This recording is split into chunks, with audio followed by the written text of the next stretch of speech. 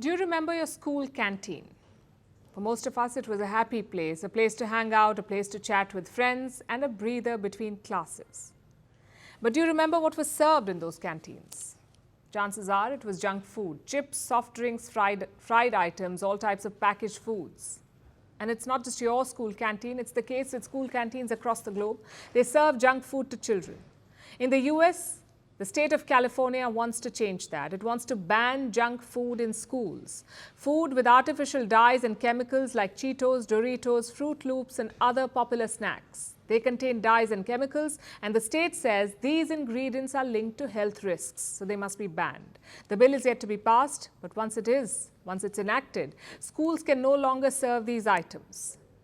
Now, this is only for California. But we want to highlight this story in the hope that schools and governments across the world take note and follow suit. I'll tell you why. By repeating what you probably already know. Why junk food is a problem. And what exactly qualifies as junk?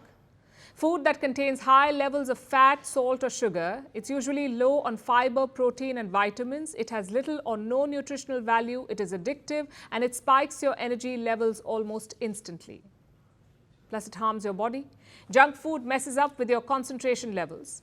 It causes digestive problems. It's linked to diabetes and cholesterol. It can cause heart diseases, even strokes, and in some cases, even cancer. It is also linked to obesity in children.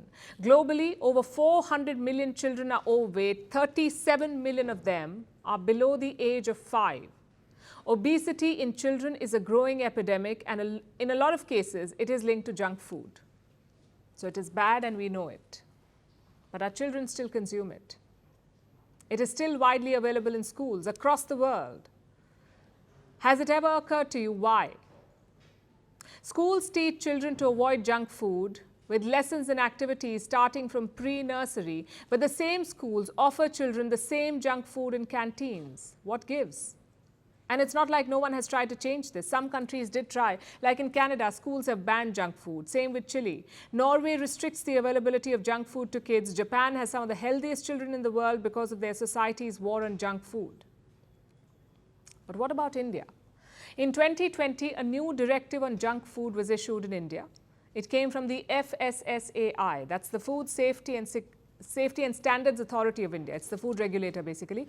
It proposed a ban on junk food in schools. And not just in schools, at least 50 meters around schools.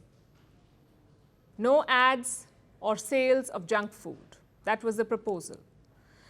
But it has changed little because the implementation depends on schools. Also, this directive was only for public schools. So private schools continue teaching against junk food in class and serving it in canteens. And even if some schools try to change it, the market is hard to resist because there's a lot of money riding on junk.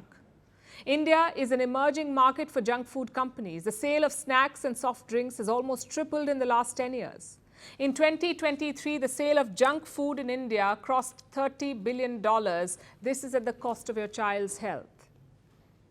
Enter any school canteen and chances are you'll be greeted by packets of chips and soft drinks.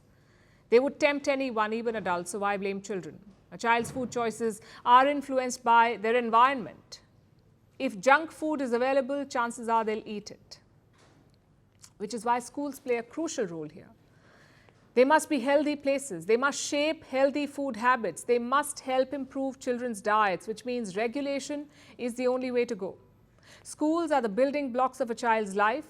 It's time they walk the talk on healthy eating.